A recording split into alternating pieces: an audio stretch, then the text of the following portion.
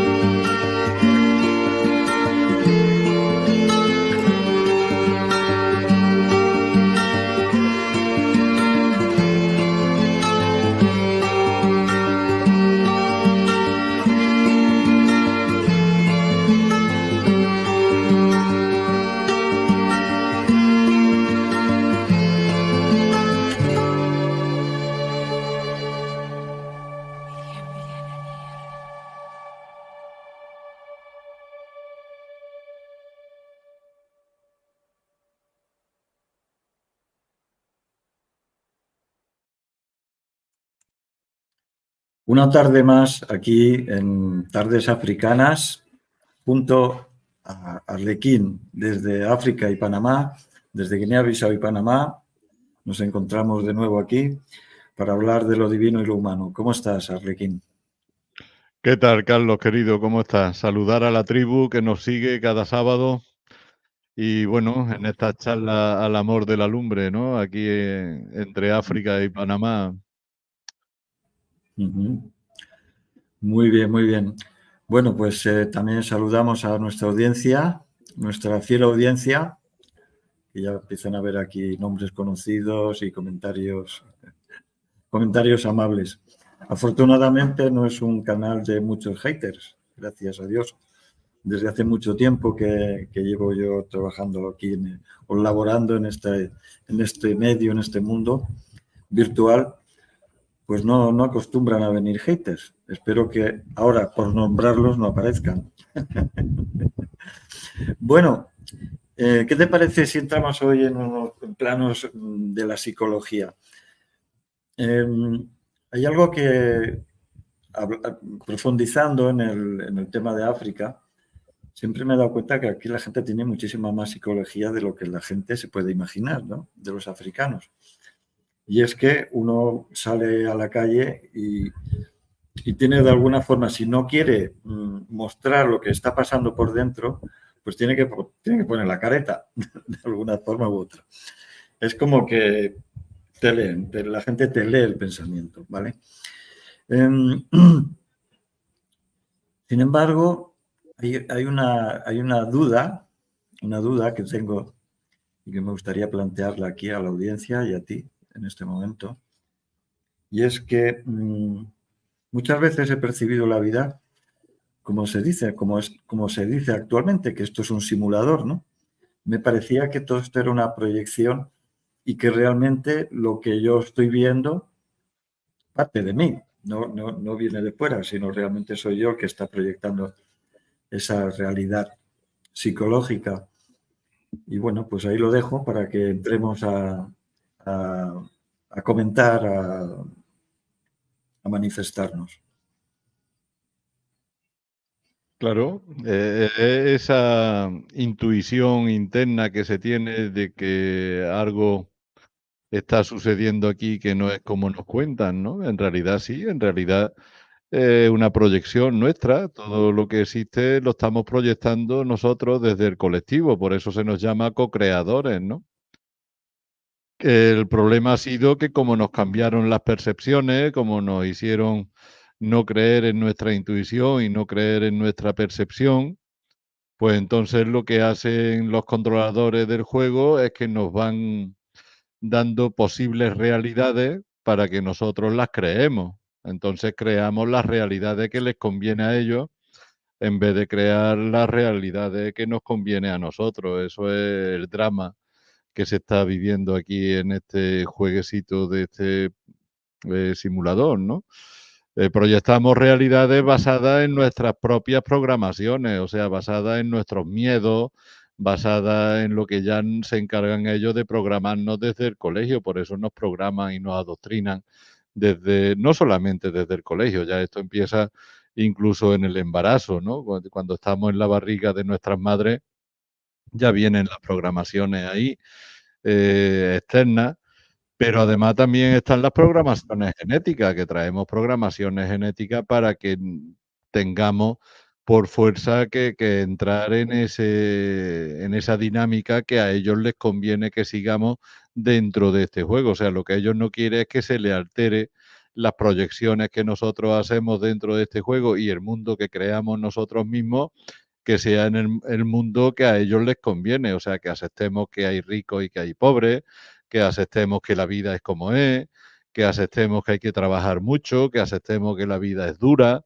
que aceptemos que el trabajo es salud, que aceptemos que hay que trabajar una vida entera para después a los 65 o los 67, como pasa ahora en España, que te puedas jubilar y descansar. O sea, todo eso, que aceptemos la muerte como algo real, también es otra programación. O sea, todo eso son programaciones que incluso a través del ADN mitocondrial de nuestros abuelos se va transmitiendo también hacia nosotros. Entonces, cuando nacemos, ya venimos con una serie de programaciones que luego el colegio, la escuela, se encarga de reforzar, luego el entorno te las va reforzando y a final de cuentas estás co-creando el mundo que le conviene a la élite.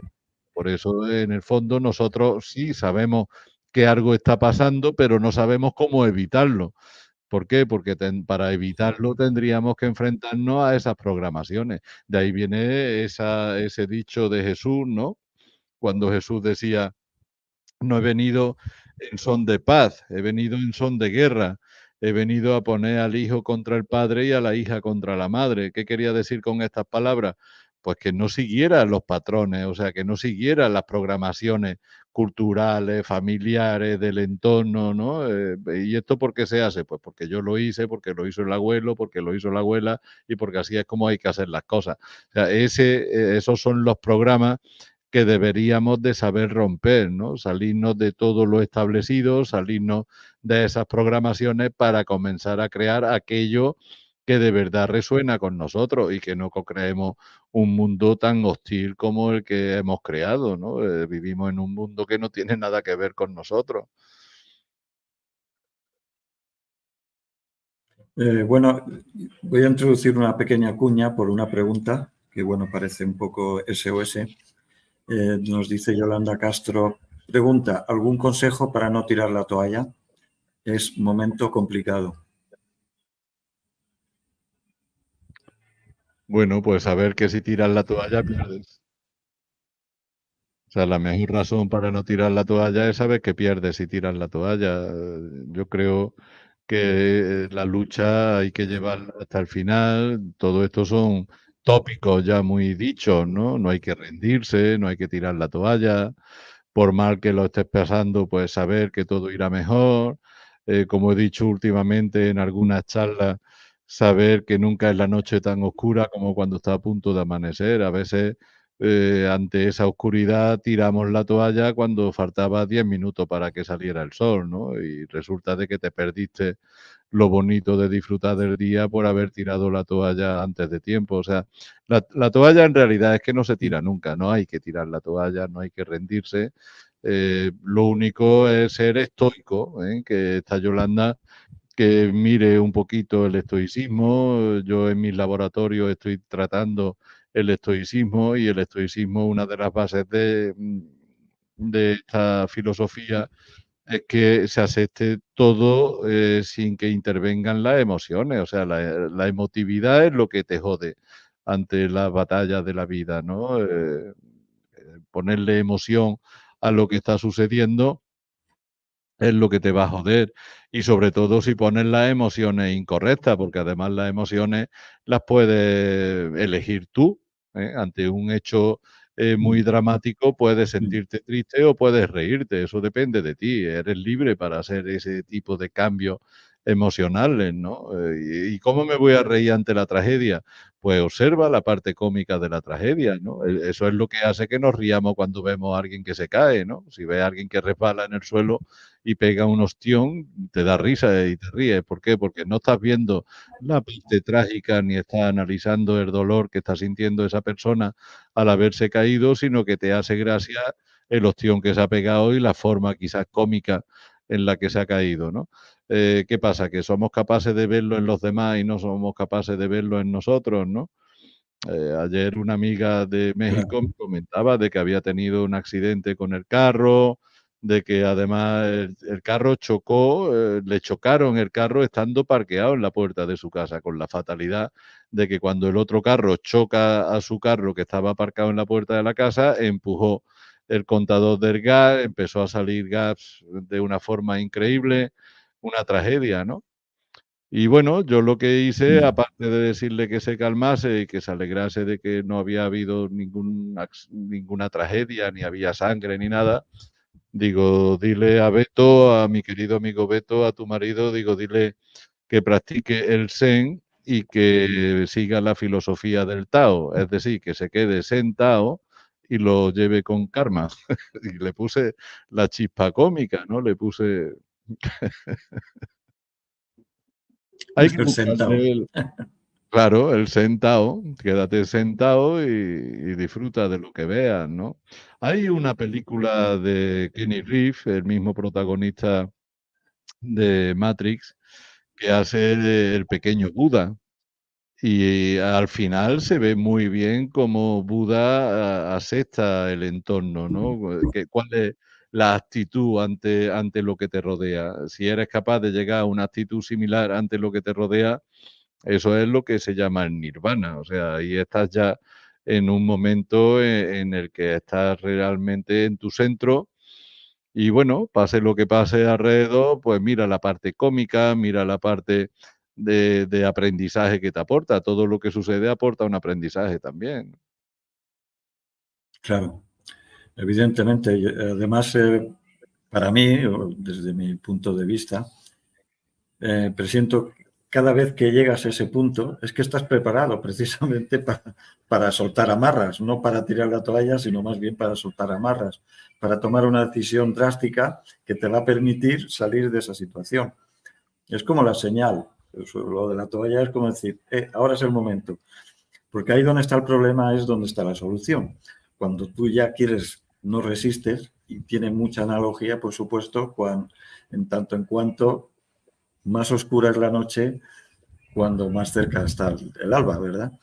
Así que bueno, yo también el consejo que puedo aportar en este caso es similar al que tú dices, Arlequín. Es decir, que aprovecha ahora la energía, la inercia, para dar solución, para dar un paso bueno, definitivo, porque te va a costar lo mismo tirar la toalla que continuar. Sí, es que no cambia Porque, nada, es que suponiendo que tiras en la toalla, cambia algo, no va a cambiar nada, todo va a continuar igual, entonces, ¿qué significa tirar la toalla? Rendirse. ¿Y qué pasa si te rindes? Pues que Claro. Ni va a cambiar el presente y además tampoco va a cambiar el futuro, porque lo que tenga que Mm, suceder, sucederá. O sea, que no va a cambiar mm, nada. Lo único que te vas a claro, sentir peor por verte impotente, por sentirte. claro. El estoicismo lo que dice es que veamos los problemas como desafíos, ¿no? Como Mm, retos. En vez de verlo como un problema y sentirte agobiado o agobiada por el problema, pues míralo como un desafío a superar. ¿Y cómo se supera? mm, Pues con alegría, de una forma, de ahí viene el estoicismo, ¿no? De una forma mm, estoica. O sea, tienes que superar los problemas de una forma estoica, con la cabeza alta, sacando pecho y diciendo, este desafío es otro más de los muchos que llevo ya superado y este pues lo voy a superar también y ya está. Y no importa mm, que sea un divorcio o un fallecimiento o lo que sea, o una ruina, cualquier cosa, ponerle una actitud estoica y decir, esto es un desafío que lo que me está llamando mm, es a que descubra cómo trascenderlo, ¿no? Trascender las situaciones, atravesarlas, no es evitarlas. O sea, cuando se evitan las situaciones, estás perdiendo lecciones y estás perdiendo aprendizaje. Lo que hay que hacer es mm, atravesar la situación. No quedarte en ella, o sea, mm, las situaciones ni te quedas en ella estancado, porque entonces estás comiendo mierda continuamente, ni se evitan. Las situaciones no se evitan, se les planta cara y tampoco te quedas estancado en ellas, sino que sencillamente se trascienden, que eso es de lo que se trata, ¿no? Tomarlo como un desafío que hay que atravesarlo, hay que pasar por ahí, salir al otro lado y ya está. Sacudirte el polvo y continuar tu camino, ¿no? ujú. Y en todo caso utilizaremos el mantra somos leyenda. Al fin y al Exacto, cabo tenemos saber que eres que una estamos. leyenda y que puedes con todo y que la fuente no las misiones y los desafíos más potentes, más fuertes, la fuente se los da a sus mejores guerreros. Entonces, saber considerarte un Mm, buen guerrero, saber que ese desafío es para ti porque eres un buen guerrero, que eres una leyenda y saber que puedes, o sea, saber que lo vas a trascender y trascenderlo. ¿Cómo lo trasciendes? No involucrándote en el problema. ujú.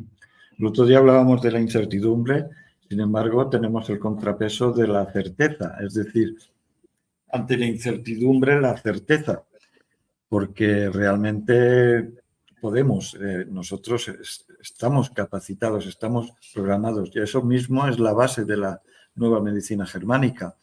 Somos biológicamente perfectos y la enfermedad es el proceso de curación y de sanación de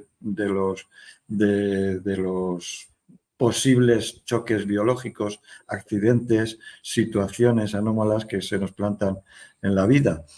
Eh, Sin ir más lejos, cuando uno se siente enfermo, yo en mi caso, ¿no? Si me siento mal o tengo algún problema, lo primero que hago es tratar de comprender por qué estoy así, por qué he llegado a esa situación, ¿no?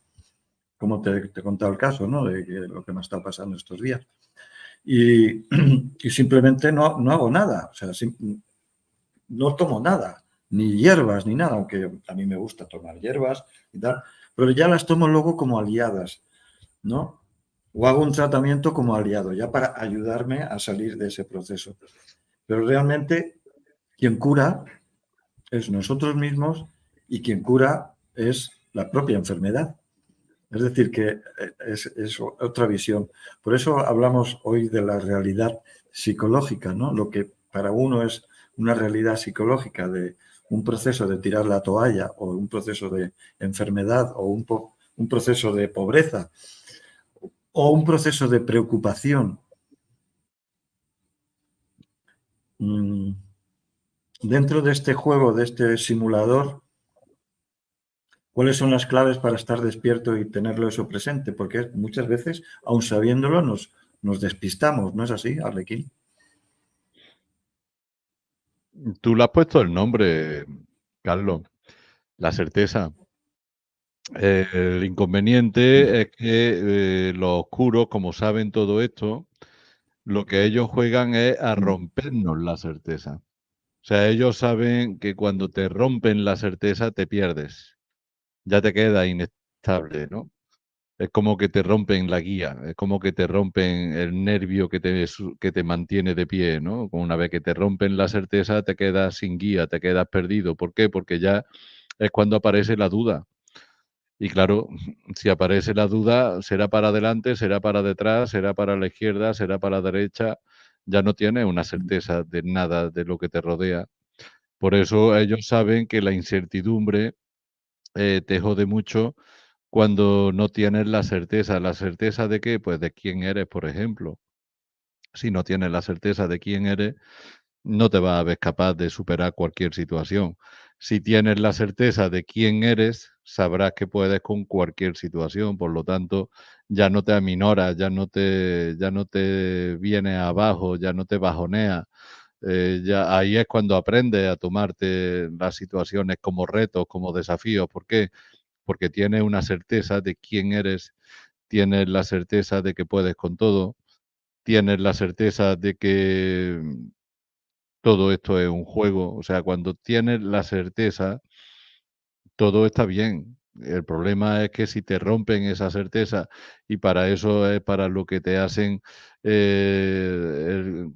quitarte la ilusión, para eso te quitan la esperanza, para eso te hacen caer 1000 veces en la misma piedra. O sea, eso de que caemos 1000 veces en la misma piedra y que ni tan siquiera los burros lo hacen, al hombre lo deja, al ser humano lo deja en una situación muy vulnerable, ¿no? Ahora bien, ¿por qué se tropieza en la misma piedra? Pues porque ellos te vuelven a colocar la piedra en el camino para que te sientas mal, para que te sientas idiota, para que te sientas burro. Y así es como te quiebran la certeza. O sea, hay que entender este mecanismo, cómo funciona. Esas repeticiones ¿por qué sucede? Pues porque ellos te la vuelven a poner otra vez la situación exactamente igual, vuelves a tropezar otra vez en la misma piedra y ahora el culpable eres tú, que eres un bruto y no te enteras, la culpable eres tú, que eres tonta y no aprendes las lecciones y te empiezas a menospreciar a ti mismo. En definitiva, lo que estás es perdiendo la certeza. ¿Por qué pierdes la Ujú. certeza sobre ti? Porque no tienes la certeza de que esto es un juego. Si tuvieras la certeza de que esto es un juego, tendrías la certeza de que hay trampas y tendrías la certeza de que tu misión como jugador o jugadora que eres en este juego es no caer en esas trampas a pesar de que te las vuelvan a poner otra vez, ¿no? Ahí es cuando ya comienzas a jugar de acuerdo a tu criterio, pero claro, necesitas la certeza y la certeza es extensiva, o sea, es certeza hacia el juego, saber tener la certeza de que esto es un juego, tener la certeza de quién eres tú, tener la certeza de que hay trampa, tener la certeza de que hay jugadores que juegan contra ti. Mira, hablando de esto de la certeza, ¿no? Llegó un tipo en la India a un sabio y le dijo al sabio, mira, tengo un problema y es que, cuando me miran mal o veo algún gesto de alguien hacia mí, pues me pongo muy iracundo, entro en ira, entro en rabia, me pongo muy agresivo y entonces, pues la verdad que me pesa todo esto, porque es que me pasa mucho, me suele pasar continuamente y cuando alguien dice algo que no me gusta o hace algún gesto que no me gusta, pues yo reacciono muy mal. Y entonces le dijo el sabio, mira, siéntate ahí en la salita esta del frente, siéntate ahí y espérame un momentito porque ahora tengo que hacer algunas cosas y dentro de un ratito yo te llamo y hablamos sobre ese tema. Entonces llamó al secretario, el sabio, vino el secretario y le dice, dígame, dice, mira, ahí en esa salita está el señor ese ahí sentado. El sabio dejó la puerta abierta para que el señor que tenía el problema escuchara lo que le iba a decir a su secretario. Y entonces el sabio le dijo al secretario, este señor tiene problemas con la ira, tiene problemas con tomarse las cosas muy a nivel personal y se pone iracundo, se enrabia cuando ve cosas que no le gustan. Dice, siéntate enfrente de él, ahora vete ahí a la salita, te sientas enfrente de él y empieza a provocarlo. Empieza a provocarlo, hazle gestos raros con la cara, hazle como caras de burla y vamos a ver cómo reacciona. Claro, la puerta estaba abierta y el tipo que estaba sentado esperando se estaba enterando de todo lo que le estaba diciendo el sabio a su secretario. Entonces, pues llegó el secretario, se sentó enfrente y empezó a hacerle gestos, empezó a mirarlo desafiante, empezó... Y el tipo ni se inmutaba. El señor se quedaba igual. Se pasó unos minutos así el secretario provocándolo y el tipo no caía en la provocación, no se inmutaba, no. Y entonces cuando el sabio lo llamó y le dijo, ¿puedes pasar? Entonces volvió a entrar el señor y le dice, oye, ¿por qué me mientes? Has entrado aquí diciéndome que tenías un problema, de que cuando te hacían burla o te hacían gestos desagradables o cosas así que tú no estabas de acuerdo con ella, que entrabas en rabia, entrabas en ira. Ahora mi secretario te ha hecho un montón de provocaciones y no has reaccionado. Y dice el señor, hombre, es que la puerta estaba abierta y yo estaba escuchando todo lo que usted le ha dicho a su secretario. Entonces, lo que él me ha hecho, me ha dicho, pues, la verdad que como yo ya lo había escuchado y sabía que me iba a hacer todo eso, pues no me ha provocado ninguna reacción. Y le dice el sabio, o sea, tenías la certeza, Mm, sabías lo que yo le había dicho al secretario. ¿Por qué mm, no tienes la certeza de que todo lo que está sucediendo en tu vida es porque alguien te lo mandó para ponerte a prueba? ujú, No tienes la certeza de que eso que sucede en tu vida, que tanta rabia te da, eso que sucede en tu vida, que tanto te molesta, ¿no piensas que puede haber sido algo parecido a lo que yo te he hecho? Que alguien le ha dicho a esa persona, ve y hazle a esta persona esto, a ver cómo reacciona. ¿Por qué reaccionamos de forma diferente, Carlos? Porque, claro, con el sabio lo habías escuchado directamente y tenías la certeza, y sin embargo, con lo que sucede ocasionalmente en la vida, no tenemos la certeza de que esa persona está haciendo exactamente lo que se le ha dicho que haga. Entonces, ahí es donde vamos con esa palabrita de la certeza, ¿no? No mm, tenemos la certeza de las cosas. Y eso los oscuritos saben muy bien cómo destruirlo, ¿no? Por eso también nos mm, borran la memoria, por eso también nos juegan con nuestra percepción, para que no perciba, para que no... O sea, eres tú el que tienes que tratar de recomponerte, tienes que volverte a recomponer y volver otra vez a agarrar la certeza íntima tuya sobre quién eres tú, cómo eres tú. Si tienes la certeza de que eres bueno, cuando se te cruza un pensamiento malo por la cabeza, ¿de dónde viene? O sea, cuando tú te conviertes en el observador y tú tienes la certeza de que eres un ser bondadoso, de que eres un ser bueno, ¿cómo que ahora se te está pasando por la cabeza matar a alguien? ¿O cómo que se te pasa por la cabeza hacer algo malo? ¿De dónde viene ese pensamiento? O sea, si tuvieras la certeza de que eres un ser bueno, en el momento en el que se te pasa un pensamiento malo por la cabeza, sabría que ese pensamiento no es tuyo. No lo estás generando tú, te lo están introduciendo. ¿Para qué? Para ver si caes, para ver si caes. Y ahora la pregunta es, si tú tienes la certeza de que el pensamiento, de que tú eres bueno, de que eres una persona buena, y el pensamiento es malo, ¿por qué lo mantienes? ¿Por qué te recreas en pensar ese pensamiento? ¿Por qué le das fuerza? ¿Qué te hace pensar en eso? Es una programación. Entonces, cuando tú tienes la certeza de quién eres, cómo eres, es muy fácil lidiar con todas estas cosas, ¿no? Por eso el dicho, el eslogan o el escrito que se habla en el oráculo de Delfos, ¿no? Conoce, noxete ipsum. Noxete ipsum, conócete a ti mismo y conocerás a Dios y a los hombres.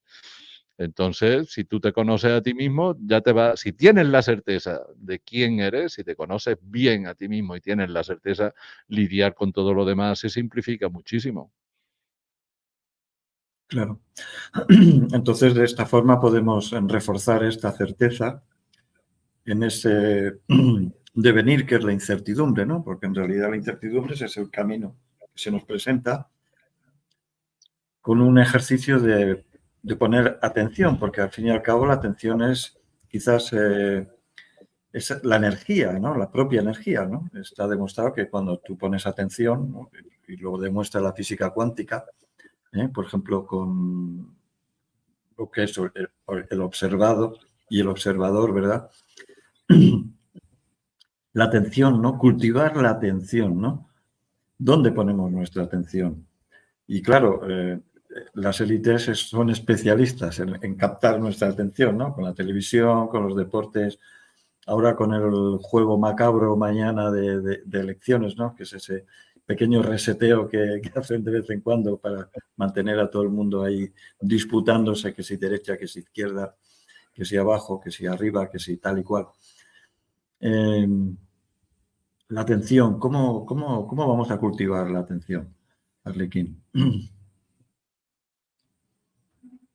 La tensión y la certeza van unidas, ¿no?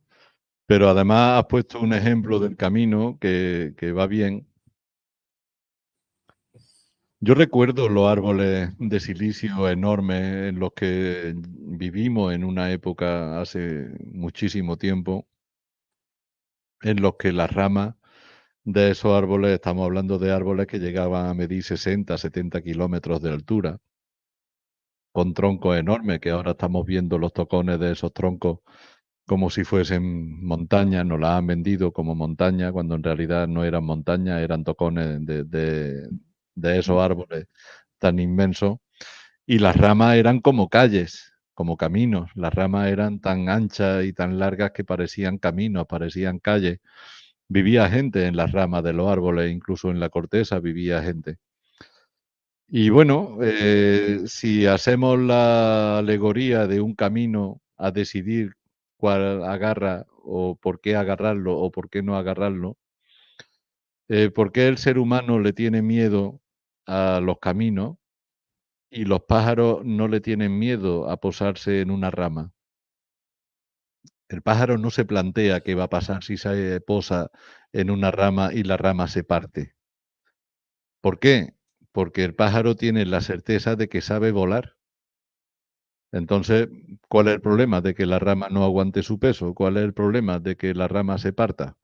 Ningún pájaro se pone a analizar la ramita donde se va a posar, a ver si está podrida, si no está podrida, si se dobla, si no se dobla. O sea, ningún pájaro analiza la ramita en la que se va a posar porque él no confía en la rama, él confía en sus alas, él confía en que sabe volar. Entonces, si tú como un ser humano confía en ti y confía en tu capacidad y confía en el poder que tienes y confía en tu inteligencia y confía en tus recursos propios que tú tienes, ¿qué te importa el camino? ¿Qué tienes que analizar sobre el camino? ¿Acaso no sabes que en cualquier camino llegará a un destino satisfactorio, pases las pruebas que tengas que pasar y al final será una aventura maravillosa y será un paseo que te has dado por un camino desconocido y que ahora ya dejó de ser desconocido, que ahora ya encima lo conoces y te resulta hasta familiar y tienes una experiencia que antes no tenías? ¿Por qué el ser humano se plantea tanto cómo será el camino y le da tanto miedo emprender el camino? Al final resulta de que en quien no confía no es en el camino, en quien no confía es en sí mismo. Si tuviera en sí mismo la confianza que tiene el pajarillo en su ala, el ser humano no sería tan indeciso, agarraría cualquier camino con total seguridad. ¿Por qué? Porque sabría que el peligro no está en el camino, el peligro está en él.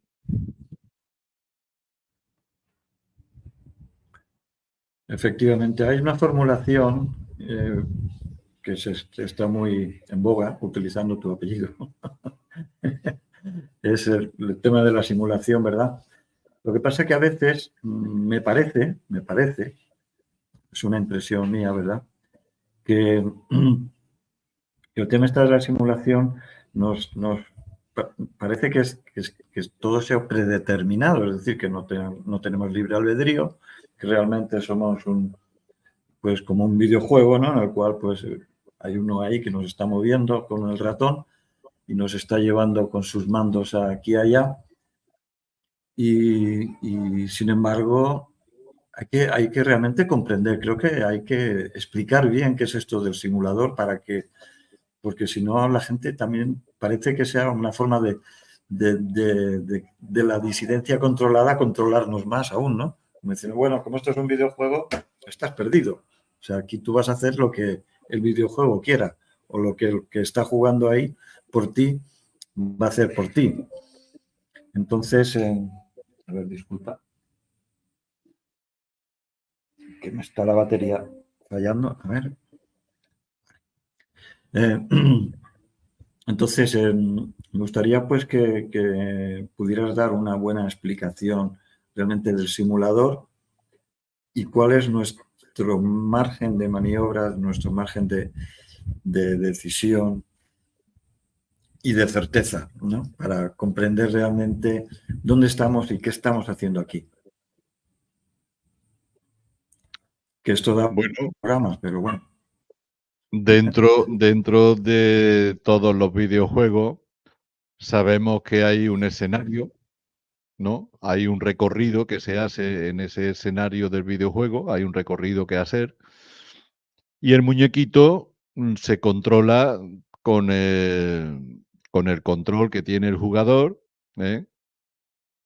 Con ese control va dirigiendo el muñequito para que el muñequito haga el recorrido. Bien, ¿podemos cambiar el escenario del videojuego? No, inamovible. ¿Podemos cambiar que salga fuego o que haya una trampa o que haya un foso con cocodrilo? No, inamovible. ¿Esto qué quiere decir? Pues que tu vida ya es parte de este juego que ya está montado, ¿eh? En tu vida ya es el escenario que tú vas a vivir en este videojuego con tu cuerpo, que es el muñequito, ¿vale? Pero tú eres el jugador. Entonces, ¿el jugador puede cambiar el fondo del videojuego? No. ¿El jugador puede cambiar el escenario? No. ¿El jugador puede cambiar los obstáculos del videojuego? No. Pero sí puede hacer que el muñequito se agache o puede hacer que el muñequito salte o puede hacer que el muñequito corra o se quede quieto. ¿Cuál es el problema? De que se cortó la comunicación, Carlos.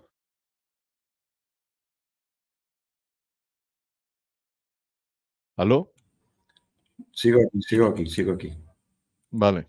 Vale, ¿Cuál es el problema? De que como la comunicación entre el jugador y el muñequito se interrumpe, hay una desconexión, que eso es lo que nos hacen cuando llegamos y nos borran la memoria y nos adoctrinan en la escuela, nos desconectan del jugador. Entonces, el muñequito empieza a moverse por sí solo, pero sin guía ninguna. Y claro, el muñequito no está viendo la pantalla como lo está viendo el jugador. El jugador está viendo la pantalla, está viendo los obstáculos, está viendo dónde hay una armadura, está viendo dónde hay un arma que puede ayudar al muñequito, está viendo dónde hay comida, está viendo dónde hay un barranco, un obstáculo o un precipicio. El jugador lo está viendo todo. Y el jugador con el joystick, con el controlador, trata de guiar al muñequito para que no caiga en el barranco, pero como el muñequito está desconectado del jugador, el muñequito no sabe cuándo se tiene que agachar, cuándo tiene que saltar, cuándo tiene que correr, cuándo tiene... Entonces ahí es donde entra ya el muñequito en el caos.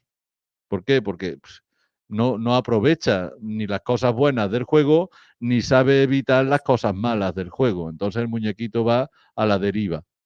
El muñequito se queda a la deriva.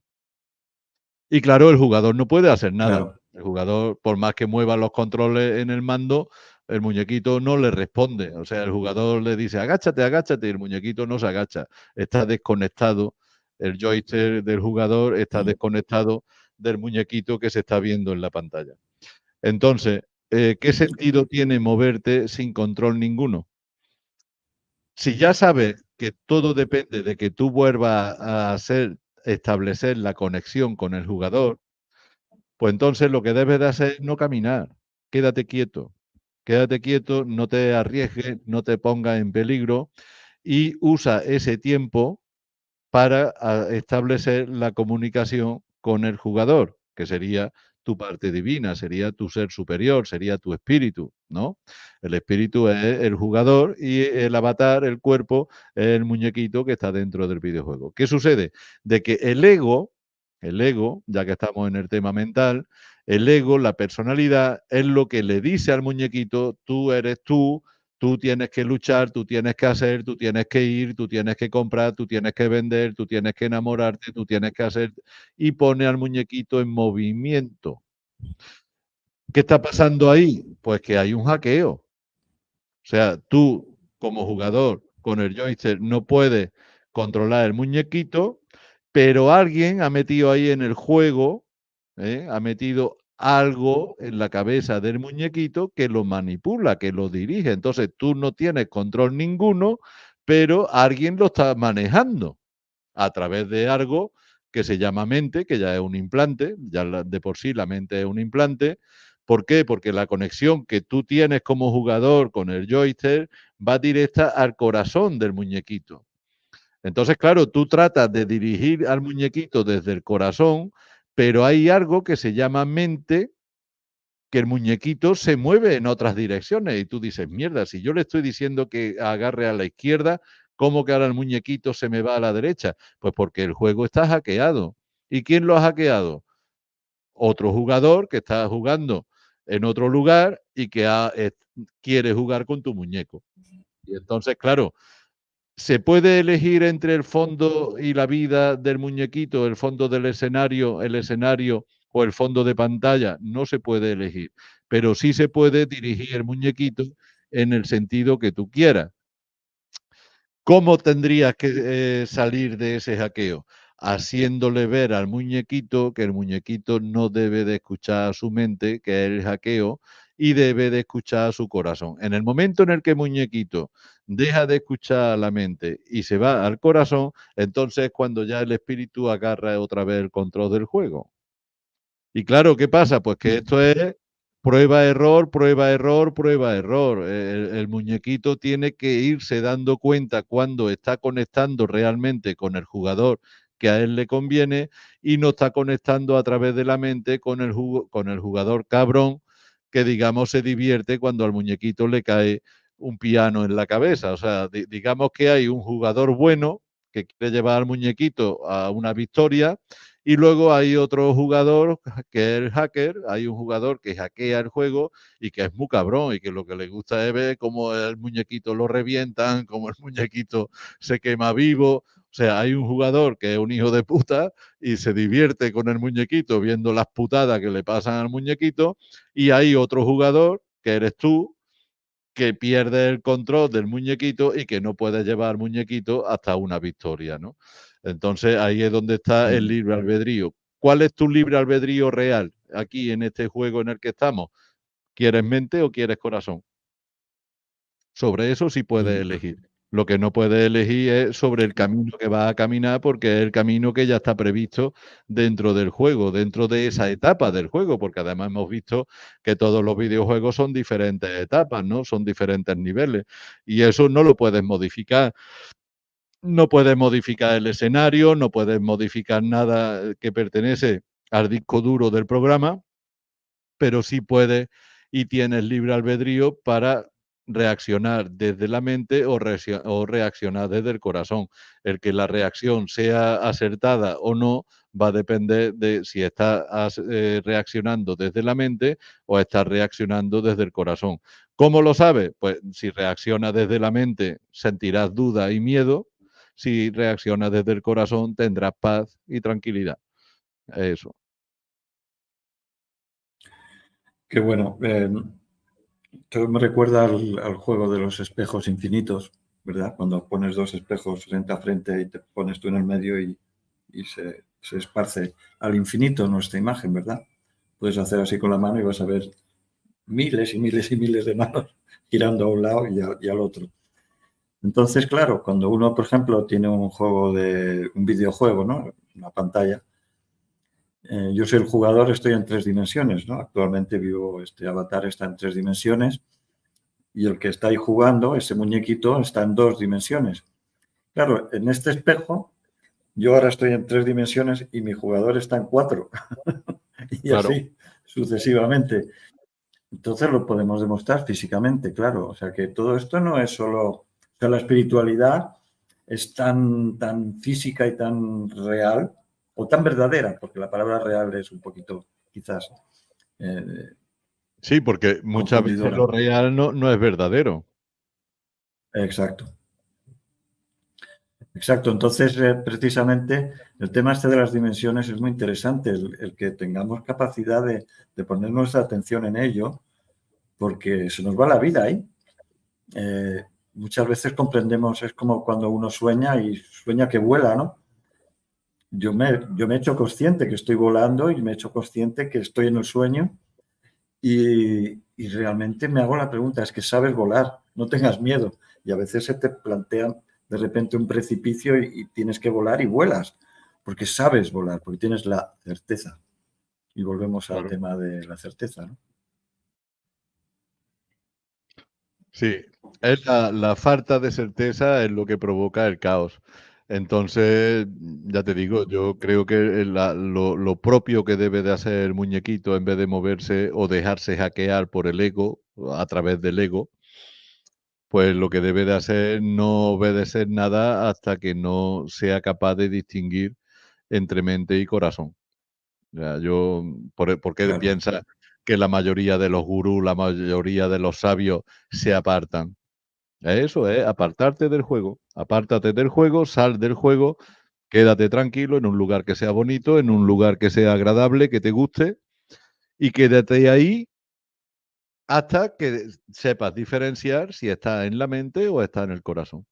Una vez que ya descubres cómo vivir en el corazón, ahora ponte a jugar ya si quieres, pero ahora ya sabes que estás en contacto con el jugador que te va a llevar a la victoria, con el jugador que sabe llevarte a donde está tu armadura, donde está tu extra batería, tu extra energía. Hemos visto en los videojuegos, ¿no? Que agarras armadura o agarra energía extra o agarra salud o agarra una serie de cosas que el jugador desde la pantalla sabe cómo dirigirte a que llegue a eso, ¿no? ¿Quién es el jugador? Pues la conexión con el jugador está en tu corazón, o sea, el corazón es el que te va llevando a esos lugares donde tú puedes adquirir las cosas necesarias para llevar a buen fin tu misión. Si vas con la mente, bueno, si vas con la mente, estás jugando con el hacker, estás jugando con el jugador que lo que le gusta es ver cómo te pasa un tanque por encima o ver cómo pisa una bomba y salta en pedazos. Es un cínico, el jugador de la mente es un cínico y disfruta destruyéndote. Ujú. Y en esta realidad psicológica que nos movemos, eh, provocada por este hackeador, ¿no? Estos hackers que de alguna forma podríamos estos que denominamos élite, que yo creo que ellos mismos se han autodenominado élite y yo soy partidario y voto a bríos porque sea así, cambiar la terminología y no llamarles élite, sino escorias, que es más apropiado, porque ellos crean esa escoria, ¿no? Que es la mente colectiva en la cual reside y se alimenta nuestros egos, nuestras envidias, las vanidades y todo eso que nos despista y que nos disgrega y nos disocia de nuestra auténtica verdad, de nuestro auténtico ser. Élite viene de él, que está Ujú, escrito en la Biblia, ¿no? Y, él.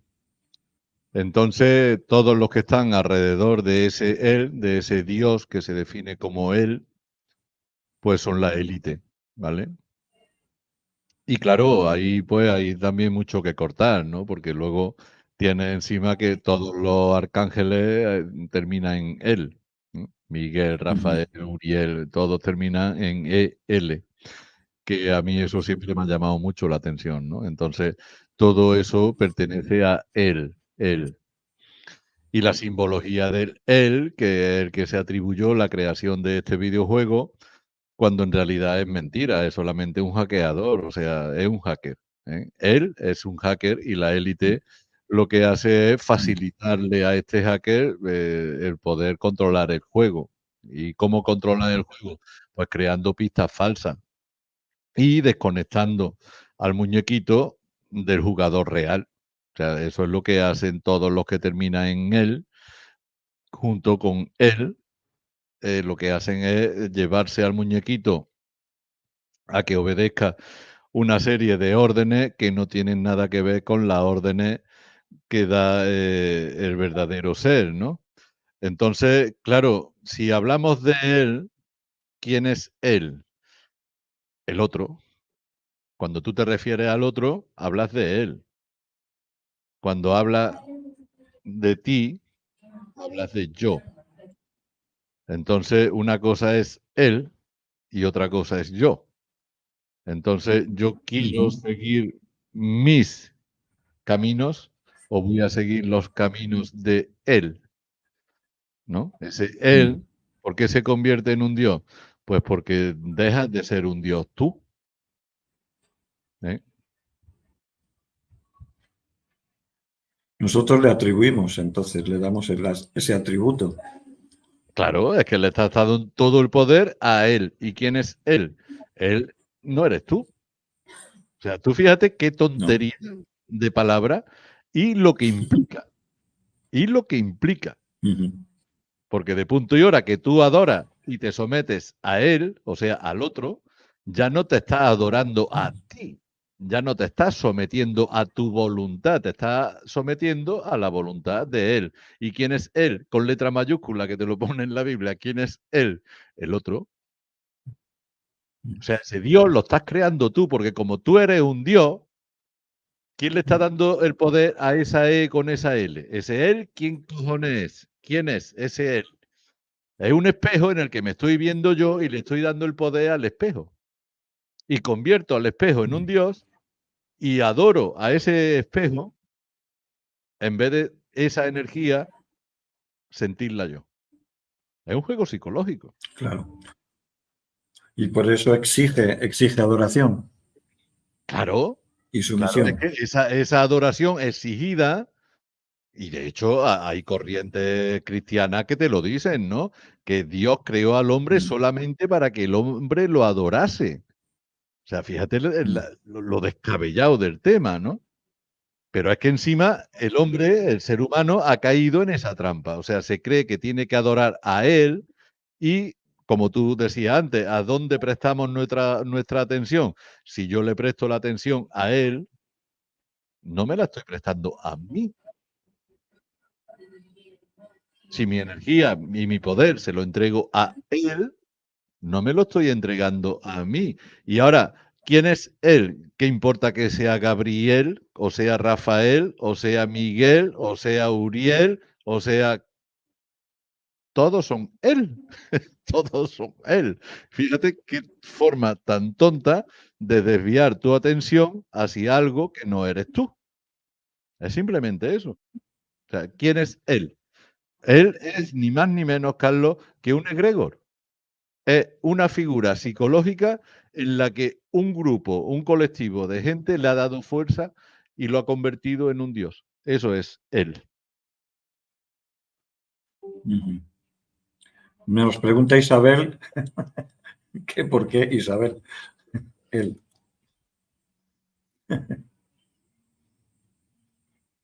Vamos a dejarlo en Isa, vamos a dejarlo en Isa. Sí, porque Vale. Isabel acaba en él también. Entonces, vamos a salirnos del él. Sí, sí, dice, a propósito de él, dice, yo me llamo Isabel, ¿cómo lo interpreto? ¿Soy yo o soy él? Claro, claro. Quédate en Isa, quédate en Isa. Que además en árabe Te lo Isa dice. es Jesús. Es Jesús, efectivamente. Hablando Claro. de árabe, ¿qué hay en la Meca? ¿Qué hay en la Piedra Negra? ¿Qué es lo que pasa ahí? Porque, bueno, ha habido acontecimientos en la Meca. Ahora sí que me has hecho la pregunta del millón. Bueno, pues Claro. en la Kaaba, que es el cuadrado negro cubierto, que es donde giran alrededor, ahí es donde descansa él, ¿Dónde? Perdón, es que donde se ha descansa interrumpido. él. Ah, ok. Él descansa ahí y desde ahí absorbe toda la energía. Por eso hay que orar en dirección a la Meca, para que a él Mm, le llegue mm, toda esa energía y toda esa fuerza. Y desde mm, ahí se está controlando, pues dicen que el Vaticano, ¿no? Siempre se ha dicho el Vaticano, bueno, pero es que él el Vaticano lo usa como una delegación, ¿eh? O sea, todo eso está dirigido y orientado desde la Kaaba. Él descansa en la Kaaba, él vive en la Kaaba y desde ahí se nutre de toda la energía del mundo que le está llegando. Luego ya tiene unos centros de poder, como lo son el Vaticano, o lo son la City de Londres, o lo son Washington DC, que son 3 coronas. Vale. Esas son las 3 coronas, ¿no? Son los 3 centros de poder, donde en la City de Londres se controla todo a nivel económico, en el Vaticano se controla todo a nivel mental y en Washington DC se controla todo a nivel militar. Y son las 3 ciudades de 10 millas cuadradas que no pertenecen al país en el que están. Es decir, el Vaticano no pertenece a Roma ni a Italia, la City de Londres no pertenece a Londres ni pertenece a Inglaterra y Washington no pertenece, Washington DC no pertenece a Estados Unidos. Son 10 millas cuadradas independientes que son las 3 coronas con las que él gobierna el mundo y él descansa en la Kaaba. ¿Y cómo es que nos encontramos corrientes gnósticas tanto en el budismo, tanto en el taoísmo, tanto en el cristianismo y tanto en el islam, ¿no? En el caso de los sufís. Eso suena quizás un poco incongruente, ¿no? ¿Cómo lo podemos interpretar? Y además apostillo que antes de adorar a la Meca se adoraba hacia Jerusalén, que cambió en tiempos del profeta. Bueno, eso son, digamos, caprichos de ese demiurgo, de ese egregor, de que esté en la Kaaba o esté en Jerusalén o se haga levantar un templo en Jerusalén, como pasó con Salomón y todo esto. Pero normalmente donde él suele habitar y donde ese egregor, porque ya te digo que es un egregor, es que encima ni es no es ni tan siquiera una deidad, es un egregor creado, ¿no? Está creado, que además se creó en la antigua Roma y en el antiguo Egipto. O sea, fueron los magos negros de Egipto los que llegaron a crear ese egregor. Y de hecho, ha habido diferentes tipos de espíritus y de seres que le han ido dando vida a ese egregor. Pero es un egregor compuesto de la energía y de la devoción de toda la gente que lo adora, ¿no? Que no tiene nada que ver con lo que es un ser como nosotros. Nosotros sí somos dioses reales. Él no, es un egregor. O sea, cualquier dios como nosotros podría destruirlo a él. Lo que pasa es que nos quitan esa sabiduría, nos quitan esa condición para que no sepamos cómo enfrentarnos a ese egregor. Entonces, claro, el egregor se convierte en algo más poderoso que un dios disminuido. Somos dioses disminuidos y ese egregor, digamos, es una mente amplificada. Es una mente amplificada enfrentándose a un dios disminuido, ¿no? Psicológicamente hablando. Y volviendo al tema, a la pregunta que no has terminado de responderme, y la planteo desde otro foco, desde otro enfoque. Esa visión gnóstica, ¿no? De los sufís, de los gnósticos cristianos, etcétera, etcétera, que realmente descubren el espíritu, o sea, y de alguna forma, aunque están integrados dentro digamos, de la ortodoxia, son heterodoxos, absolutamente heterodoxos, o sea, van en contra de los preceptos y de esa manipulación. ¿Cómo lo digerimos eso? ¿O es una forma o es una otra versión del juego, del simulador? A ver, la visión gnóstica comienza con el demiurgo, ¿no? El gnóstico lo que ve no es a él, no ve a este dios, sino que ve a un demiurgo que se hace pasar por un dios, que además, según los gnósticos, según la gnosis, el demiurgo es un dios inferior, por eso estamos hablando de que es un egregor. ¿Y de quién es hijo el demiurgo? Es hijo de Sofía. ¿Y Sofía quién es? La sabiduría, ¿no? Sofía es la sabiduría. Entonces, ¿qué es lo que ha sucedido? Pues ha sucedido eso, o sea, lo que Sofía llegó a parir alguien ajeno a ella que se llama él. Y eso se convierte en el demiurgo. El demiurgo, ese él, es un residuo de Sofía, porque Sofía se miró en ese espejo y vio algo diferente a ella. O sea, por eso los gnósticos hablan de que parió a ese dios defectuoso, a ese demiurgo, lo pare Sofía, sin que Sofía haya tenido relación con lo masculino. O sea, ella engendró ese hijo sin relación con lo masculino. ¿Qué sería lo masculino? Sería lo divino. O sea, lo que sucedió es que la sabiduría se ve en un espejo y crea algo a lo que llama otro. ¿Eh? Ahí pues, Mm, estamos hablando de que esa capacidad de manifestación y de creación fue tan inmediata que en ese momento en el que la sabiduría sin lo divino se divide y crea algo diferente, ahí es cuando comienza a existir ese egregor, ¿no? Si ahora a ese egregor, a ese otro, a ese él, se le da un valor y se le da una serie de seres que lo hacen aún más grande, entonces ahí es cuando él ahora se convierte en un pseudo dios y él, en su defectuosidad, en su poca visión, llega a creerse que es el Dios único, pasando incluso por encima de Sofía, que es su origen, que es de donde viene. ¿Esto qué solución tiene? Bueno, pues sería la redención, ¿no? O sea, va a ser el momento en el que él regrese a Sofía. O sea, si él regresa otra vez a Sofía y Sofía tiene otra vez conciencia de sí misma en vez de sentirse dividida y de que hay algo más, entonces, cuando esto se acaba. Pero, ¿qué pasaría? Bueno, si tenemos a Sofía como la conciencia y nosotros somos fractales de la conciencia, nosotros en realidad, nuestros avatares son también parte de ese demiurgo. Por eso ujú, Pedro decía la carne, ¿por qué la importancia de la carne? Porque en realidad el demiurgo, ese él, el que ha creado este mundo falso. Pero este mundo falso, ¿qué es? Es el simulador. Y en este mm, simulador es donde nosotros, como fractales de Sofía, como fractales de la conciencia, somos capaces de experimentar la materia. ¿Es, ujú. según los gnósticos, el cuerpo una prisión que aprisiona al espíritu? Claro que sí que lo es. Claro que sí que Claro. lo es. Pero también es la única posibilidad que tiene el espíritu de disfrutar de la materia.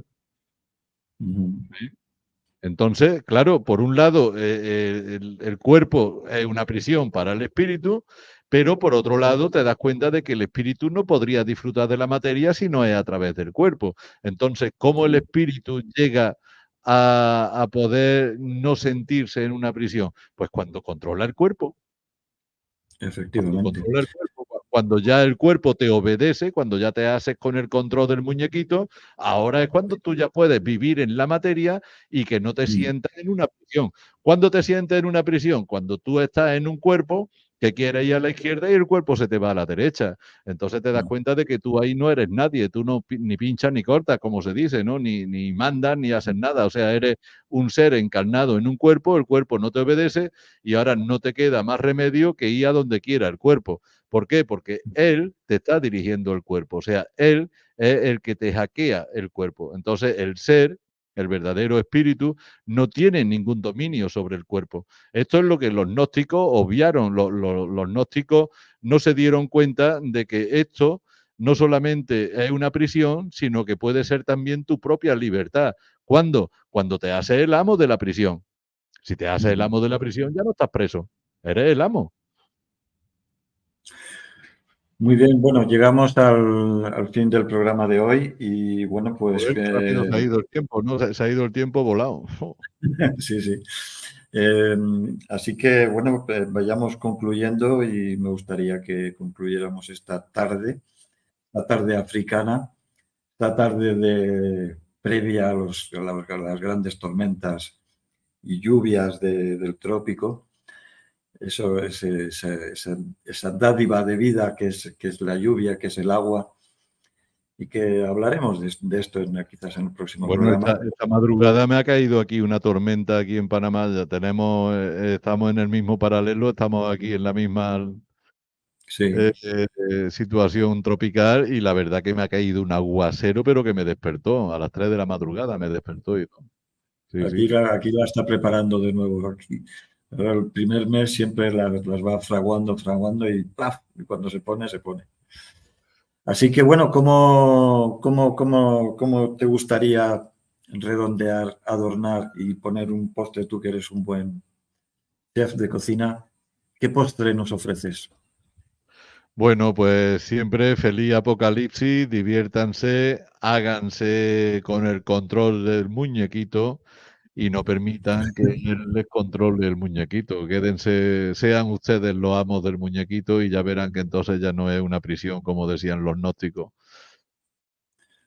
Muy bien, pues un buen postre para buen gourmet. Así que buenas tardes a todos. Nos vemos el próximo sábado en Tardes Africanas, ya en la edición número 18. Ya estamos adquiriendo la mayoría de edad, Arlequín. Bueno, tribu, Bueno, me alegro mucho de poder compartir con todos vosotros otra vez. Carlos, un placer compartir contigo y nos estamos igualmente, viendo el próximo sábado. así sea. Buenas tardes a todos y que disfrutéis del fin de semana. Chao.